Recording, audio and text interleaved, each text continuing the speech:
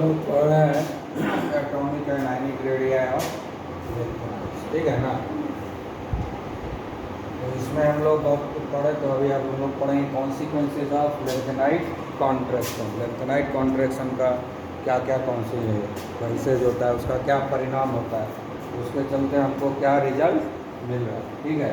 तो पहला क्या है कि similarities of second and third transition series. क्या है similarity second and third transition series? D block में पढ़ाया था। जब फर्स्ट ट्रांजिशन, पहला क्या होता है first transition series 3D 4D 5D 6D, यही ना है 4 सीरीज है, यही दोनों में आता है। इसी तरह इसमें एक्टिनाइट आएगा, हाँ ये हुआ फर्स्ट ट्रांजिशन सीरीज, ये हुआ सेकंड ट्रांजिशन सीरीज, ये हुआ थर्ड ट्रांजिशन सीरीज। तो फर्स्ट ट्रांजिशन सीरीज से सेकंड ट्रांजिशन सीरीज में आते हैं तो एटॉमिक साइज क्या होता है, इंक्रीज होता है ना। ये फर्स्ट ट्रांजिशन सीरीज से सेकंड ट्रांजिशन सीरीज में जब हम लोग आते हैं तो क्या होता है, एटॉमिक साइज इंक्रीज करता है, बहुत कमी करता है, ठीक है ना। लेकिन जब 4D से 5D में आते हैं तो एटॉमिक साइज में इंक्रीज नहीं दिखता, एकदम लगभग सेम है, दिखता भी है इतना कम दिखता है कोई पता नहीं चलता, वो संभव लगता ही नहीं हुआ है। यानी 4D और 5D सीरीज का एटॉमिक साइज है ना, आयनिक साइज सब सेम रहता है, एकदम इक्वल, लगभग इक्वल ही रहता है, ठीक है ना। यही है कॉन्सिक्वेंसेस। तो यहाँ पर हम जो सिमिलैरिटी की बात कर रहे हैं second and third transition series में, वो किसका की सिमिलैरिटी की बात कर रहे हैं? एटॉमिक और आयनिक रेडिया, एटॉमिक और आयनिक रेडियाई का बात कर रहे हैं, तो ये सेम हो जाता है। समझ में आ गया ना, हाँ क्लियर। तो जैसे जैसे हम लोग बढ़ेंगे तो second and third transition series में एटॉमिक और आयनिक रेडिया सेम होगा। ये एक कॉन्सिक्वेंसेज हो गया, जिसके चलते क्या होता है कि फिजिकल प्रॉपर्टी सेम हो जाता है second transition series third transition series, हाँ। उसके चलते सेकेंड प्रॉब्लम में राइज होता है, सेपरेशन डिफ़िकल्ट हो जाता है, क्योंकि फिजिकल प्रॉपर्टी सेम हो जाता है। हम लोग जनरली सेपरेशन कैसे करते हैं, जब कोई चीज़ एक साथ में मिलता है तो सेपरेशन हम उसको फिजिकल प्रॉपर्टीज़ के बेसिस पे करते हैं, हाँ। 9th में पढ़े हुए सेपरेशन ऑफ मिक्सचर्स, हाँ। तो वहाँ पर जितना भी मेथड था सब क्या था, फिजिकल प्रॉपर्टी पे था, केमिकल प्रॉपर्टी में कोई था नहीं। तो फिजिकल प्रॉपर्टीज़ के बेसिस पे लेंथेनाइट का सेपरेशन डिफ़िकल्ट हो जाएगा, क्योंकि एटॉमिक साइज आयनिक साइज सेम है, ठीक है ना। तो जिसके चलते उसका फिजिकल प्रॉपर्टी लगभग सेम है, फिजिकल प्रॉपर्टी सारे लेंथेनाइट का सेम है, कैसे सेपरेट करेंगे, है ना। समटाइम्स ये भी डिफ़िकल्ट हो जाता है कि 4D 5D लगभग सेम है, तो इसका भी डिफरेंट हो जाएगा, मतलब डी ट्रांजिशन और इनर ट्रांजिशन में भी डिफ़िकल्ट हो जाएगा सेपरेशन, अगर ये मिक्स मिले तो, है ना। डी ब्लॉक है, ब्लॉक को भी अलग करना मुश्किल हो जाएगा, क्योंकि फिजिकल प्रॉपर्टी सेम हो गया, क्योंकि उसका एटॉमिक साइज सेम है, आयनिक साइज सेम है, ठीक है। तो लेंथेनाइट कॉन्ट्रैक्शन का ये आया समस्या कि नहीं, हाँ। लेकिन इसी लेंथेनाइट कॉन्ट्रैक्शन के चलते एक और चीज़ आया, जिसके चलते हम सेपरेशन कर पाते हैं अमंग द लेंथेनाइट। लेंथेनाइट के आपस में जो लेंथेनाइट कॉन्ट्रैक्शन का जो इम्पैक्ट है वो अलग अलग है, in terms of complex formation, in terms of complex, बाकी फिजिकल प्रॉपर्टी सबसे, लेकिन जो pattern of complex formation lanthanide का, कॉम्प्लेक्स फॉर्मेशन मतलब कोऑर्डिनेशन कंपाउंड, कॉम्प्लेक्स कंपाउंड जो बनाने का एबिलिटी है, वो लेंथेनाइट का थोड़ा थोड़ा डिफरेंट होता है, हल्का हल्का, वो भी बहुत ज़्यादा डिफरेंट नहीं है, मतलब सेपरेशन अभी भी डिफ़िकल्ट ही है, लेकिन अब है कि हम केमिकल प्रॉपर्टीज़ के बेसिस पे हम करेंगे सेपरेशन, केमिकल रिएक्शन के बेसिस पे करेंगे लेंथेनाइट को सेपरेशन, अदरवाइज लेंथेनाइट कॉन्ट्रैक्शन के चलते सेपरेशन डिफिकल्ट है। फिर भी सेपरेशन का एक उपाय निकालिए। कॉन्सिक्वेंसेस तो ये है कि separation of lanthanides are difficult, ठीक है, due to lanthanide contraction because they have got almost same physical properties, but due to the lanthanide contraction only, we have got another significant property of lanthanide, that these lanthanides has got different pattern of complex formation. So on the basis of the complex pattern of the complex formation, we can separate these lanthanides. समझ में आया? आ गया बात समझ में? Clear हो गया? मतलब ability to form complexes, ability to form complexes of the different lanthanides are different. यानी किस तरह का कॉम्प्लेक्स बनाएगा, कैसा बनाएगा, वो सारे लेंथेनाइड्स का डिफरेंट है। तो इसीलिए हम लोग कॉम्प्लेक्स फॉर्मेशन में चले जाएंगे, उसकी एबिलिटी डिफरेंट है, इसीलिए हम उसको सेपरेट कर पाएंगे। आ गया समझ में? क्लियर हुआ? हैं? अब तीसरा है variation in basic strength of hydroxide. Variation, वो variation separation of lanthanide difficult हो जाता है, लेकिन फिर भी हम सेपरेट कर लेते हैं। कैसे करते हो बता दिए? Variation in basic strength, variation क्या होता है? डिक्रीज है। वेरिएशन क्या होता है? डिक्रीज। मतलब क्या हुआ? बेसिक स्ट्रेंथ डिक्रीज करता है लेंथेनाइड का, जैसे जैसे आगे एटॉमिक नंबर बढ़ता है, with the rise in the atomic number basic strength decrease करता है। किसका? हाइड्रोक्साइड का। समझ गया? मतलब अगर हम LaOH O3 बनेगा and lutetium OH3, lutetium hydroxide lanthanum hydroxide से ल्यूटीटियम हाइड्रोक्साइड की तरफ बढ़ेंगे, लैंथेनम हाइड्रोक्साइड से ल्यूटीटियम हाइड्रोक्साइड की तरफ बढ़ेंगे, है ना? तो जो बेसिक स्ट्रेंथ है वो डिक्रीज होगा, यानी सबसे ज़्यादा बेसिक स्ट्रेंथ लैंथेनम हाइड्रोक्साइड का है और सबसे कम जो है उसका ल्यूटीटियम, ठीक है? इसका भी कारण कौन है? Lanthanide contraction. लेंथेनाइट कॉन्ट्रैक्शन के चलते क्या हो गया? एटॉमिक साइज इंक्रीज होने के बजाय घटने लगे, ठीक है ना? तो कैटाइन साइज का, कैटाइन का साइज भी घट गया, कैटाइन का साइज भी घट गया, ठीक है, कैटाइन का साइज बढ़ गया, लेकिन लेंथेनाइट के ऊपर जो है पॉजिटिव चार्ज बहुत रहता है ना? चार्ज डेंसिटी ज़्यादा होता है, बता चुके हैं ना? डी में और डी ब्लॉक एलिमेंट्स और एफ ब्लॉक एलिमेंट्स का जो कैटाइन बनता है उसका चार्ज डेंसिटी ज़्यादा होता है, लेकिन साइज छोटा हो गया। डी का तो नॉर्मल है, लेकिन इसमें आया तो एफ में आने के बाद ये स्मॉल हो गया ड्यू टू लेंथेनाइट कॉन्ट्रैक्शन। अब जब छोटा हो गया तो क्या करेगा? छोटा होने के बाद फिर याद करो character of covalent bond in ionic bond, ठीक है ना? फजन रूल, कौन है Fajans rule? Smaller the cation higher would be the polarisation, higher would be the elongation of the electron density and higher would be the covalent character. जब covalent character बढ़ेगा तो acidic character बढ़ेगा, basic character घट जाएगा। लेकिन ये तो metal है, तो हम तो इसको देखेंगे कि बेसिक है, ये मेटल है ना, हम तो बेसिक स्ट्रेंथ देखेंगे, एसिडिक स्ट्रेंथ देखेंगे नहीं, क्योंकि इसमें एसिडिक स्ट्रेंथ बहुत कम होता है। लेकिन घट रहा है, इसको हम कैसे एक्सप्लेन करेंगे? बाकी कोई उपाय नज़र नहीं आ रहा, तो यही एक आंसर सूटेबल लगता है कि लेंथेनाइट कॉन्ट्रैक्शन के चलते जो आयनिक साइज है वो घट गया, और ये कैटायन है, यहाँ जो आयन बन रहा है वो कैटायन बन रहा है।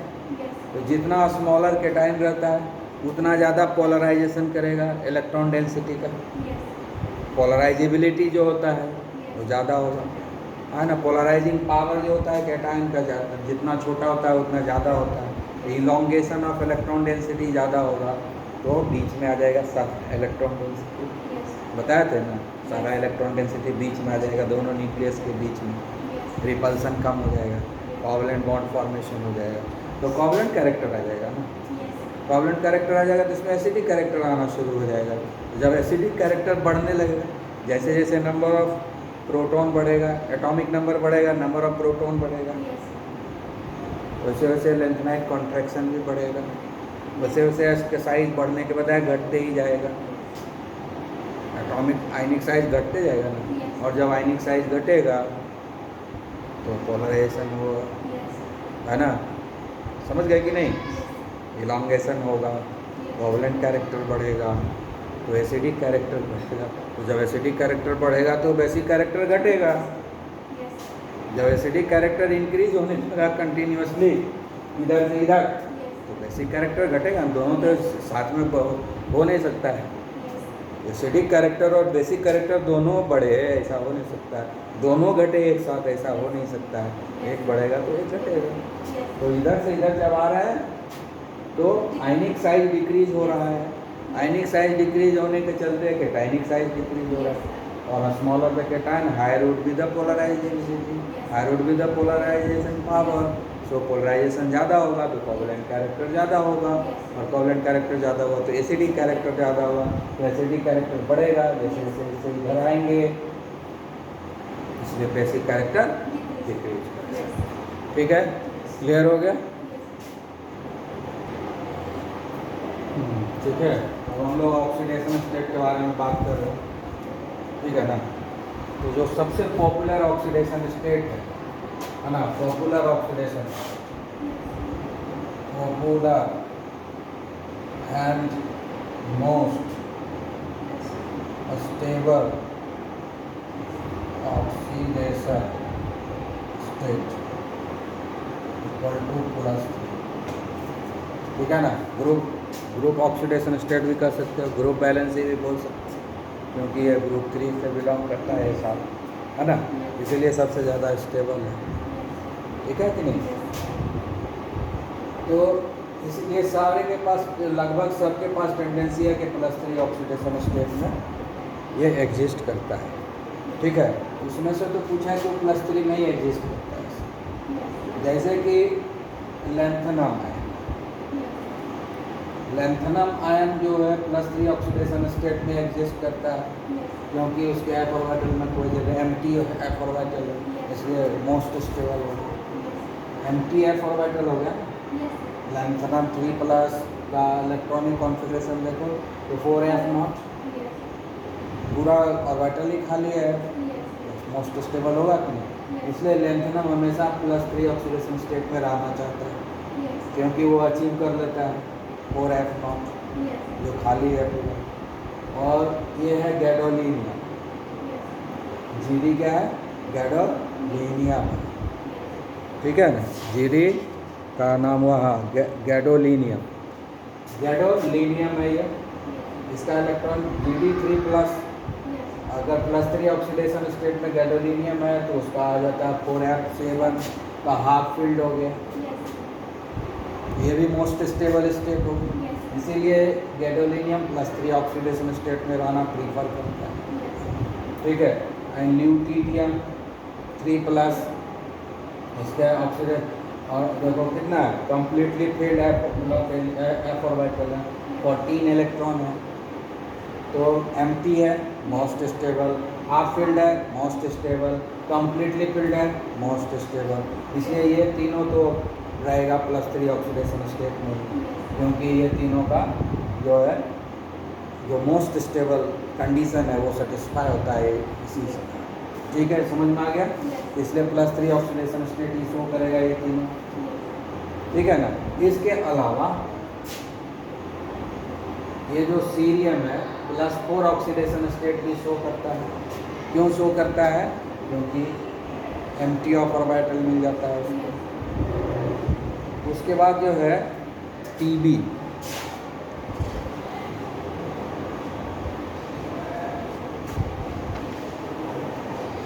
नाम क्या है TB का? टर्बियम। TB का नाम क्या है? टर्बियम। कॉमन एलिमेंट है ना, नाम याद होता है क्या? टर्बियम। अगर +4 ऑक्सीडेशन स्टेट में आता है तो ये भी मोस्ट स्टेबल स्टेट में आ जाता है हाफ फील्ड। तो इसलिए ये दोनों +3 के साथ साथ +4 ऑक्सीडेशन स्टेट में भी रहना पसंद करता है, यानी ये +3 ऑक्सीडेशन स्टेट तो देगा ही। तो लैंथेनाइट का आदत है ऑलमोस्ट सारे के सारे +3 ऑक्सीडेशन स्टेट देता है। लेकिन सीरियम और ये टीबी जो है, क्या नाम बताया था फिर भूल गए, टर्बियम है ना, सीरियम और टर्बियम +4 ऑक्सीडेशन स्टेट में भी एग्जिस्ट करता है, क्योंकि इस केस में ये ज़्यादा स्टेबल नज़र आता है +3 से ज़्यादा स्टेबल ये +4 में ही नज़र आता है। ठीक है, तो इसीलिए ये जो है ये एम्प्टी है एफ और ये हाफ फील्ड है, इसलिए एग्जिस्ट करता है। ठीक है, और ये सब जो है ना एक्वस सॉल्यूशन में ये सब ऑक्सीडेशन स्टेट भी मिल जाता है। ठीक है, जैसे सेमेरियम 2+ है, यूरेनियम का 2+ है, यूट्रियम का 2+ है, तो ये तो हाफ फील्ड है इसलिए एग्जिस्ट करेगा। ठीक है, ये जो है 4 कम्प्लीटली फील्ड है इसलिए एग्जिस्ट करता है, और ये लगभग हाफ फील्ड के आसपास है इसलिए स्टेबल है। लेकिन ये एक्वस सॉल्यूशन में ही ये एग्जिस्ट करता है, अदर कंडीशन में ये ऑक्सीडेशन स्टेट ये तीनों का नहीं मिलता है। एक्वस कंडीशन रहेगा, पानी में घुला हुआ रहेगा, तभी ये सारे जो है ये स्टेबल रहेगा। ये दोनों तो जस्टिफाइड भी है, ये थोड़ा सा जस्टिफिकेशन नहीं है, तो उसका दूसरा रीज़न है, समझ गया ना, उसका दूसरा रीज़न है, उसका आपको क्या रीज़न है दिया हुआ है। ठीक है ना, आ गया बात समझ में। तो अब देखो, लेकिन इसका मतलब क्या हुआ, +3 ऑक्सीडेशन स्टेट है, इसके अलावा दूसरे ऑक्सीडेशन स्टेट में भी वो एग्जिस्ट करता है। लेकिन +3 ऑक्सीडेशन स्टेट में जब उसको जो डिफरेंट ऑक्सीडेशन स्टेट में एग्जिस्ट करता है, तो लैंथेनाइट आयंस को अगर चांस मिले कि हम +3 ऑक्सीडेशन स्टेट में कन्वर्ट होने का मौका मिलेगा तो वो कन्वर्ट हो जाता है, क्योंकि ये ग्रुप बैलेंस ही है, इसका ग्रुप ऑक्सीडेशन स्टेट है और लैंथेनम का सबसे स्टेबल स्टेट है, चाहे इलेक्ट्रॉनिक कॉन्फ़िगरेशन जो रहे, इसलिए +3 में वो जाना पसंद करता है। ठीक है, जैसे यहाँ देखो सीरियम 4+ है ना, फेरस आयन Fe2+ से रिएक्ट किया, सीरियम 3+ में कन्वर्ट हो गया, यानी ये एक इलेक्ट्रॉन एक्सेप्ट कर लिया, ये एक इलेक्ट्रॉन लॉस कर दिया, तो इसका ऑक्सीडेशन हो गया ना, ये ऑक्सीडेशन हो गया, और इसका क्या हो गया, रिडक्शन। ठीक है ना, ये तो ऑक्सीडाइजिंग एजेंट का काम किया, तो सीरियम 4+ स्ट्रॉन्ग ऑक्सीडाइजिंग एजेंट का काम कर रहा है। उसी तरह से सेमारियम 2+ भी ऑक्सीडाइजिंग एजेंट का काम कर रहा है, 2+ से 3+ हो गया, यहाँ तो लॉस ऑफ इलेक्ट्रॉन हो रहा है, यहाँ ऑक्सीडेशन हो रहा है, ये रिड्यूसिंग एजेंट का काम कर रहा है, यहाँ ऑक्सीडाइजिंग एजेंट का काम कर रहा है, क्योंकि ये जो है हायर ऑक्सीडेशन स्टेट से लोअर में जा रहा है, इसलिए ये ऑक्सीडाइजिंग एजेंट है, और यहाँ लोअर ऑक्सीडेशन स्टेट से हायर ऑक्सीडेशन स्टेट में जा रहा है। ठीक है ना, रिड्यूसिंग एजेंट है। लेकिन दोनों ही केस में देखो कि +3 ऑक्सीडेशन स्टेट में आया ना, तो मौका मिला तो +3 ऑक्सीडेशन स्टेट में जाएगा, ऑक्सीडाइजिंग एजेंट का भी काम करेगा, कोई ऑक्सीडाइजिंग, जैसे ये ऑक्सीडाइजिंग एजेंट का काम किया, ये रिड्यूसिंग एजेंट का काम किया, लेकिन मौका मिला उसको +3 में जाने के लिए तो चला गया। ठीक है ना, तो लैंथेनाइट आयन को मौका मिलेगा +3 ऑक्सीडेशन स्टेट में जाने के लिए, तो वो ज़रूर जाएगा, चाहे वो रिड्यूस हो के चाहे ऑक्सीडाइज हो के, जैसा भी मौका उसको मिले वो प्रीफर करता है उसमें जाना, क्योंकि वो मोस्ट स्टेबल स्टेट है +3 ऑक्सीडेशन स्टेट लैंथेनाइट के केस में। ठीक है, आ गया समझ में। तो इसके अलावा और भी एग्जाम्पल है, ठीक है ना, तो इसके अलावा और है तुम्हारा EU2+, ठीक है ना, EU2+, और दूसरा है TB4+, ठीक है ना, ये दोनों ही ऑक्सीडाइजिंग है, ठीक है ना, भाई भी 2+ है ना, तो ये क्या करेगा, अपना ऑक्सीडेशन स्टेट को बढ़ाएगा, लॉस करेगा, इलेक्ट्रॉन लॉस करेगा तब ना 2+ से 3+, तो ये दोनों भी जो है क्या काम करेगा, तो दोनों का ऑक्सीडेशन होगा, यानी रिड्यूसिंग एजेंट, काम करेगा, क्योंकि +3 ऑक्सीडेशन स्टेट में ये भी जाना चाहता है। Yes. भले 2+ में ज़्यादा स्टेबल है, लेकिन 3+ में जाना प्रीफर करता है, क्योंकि ग्रुप ऑक्सीडेशन स्टेट नहीं, ये भी +3 ऑक्सीडेशन स्टेट में जाता है। यानी ऑलमोस्ट ऑल लेथनाइट जो है वो +3 ऑक्सीडेशन स्टेट में जाना पसंद करता है, मौका मिला तो ज़रूर जाएगा।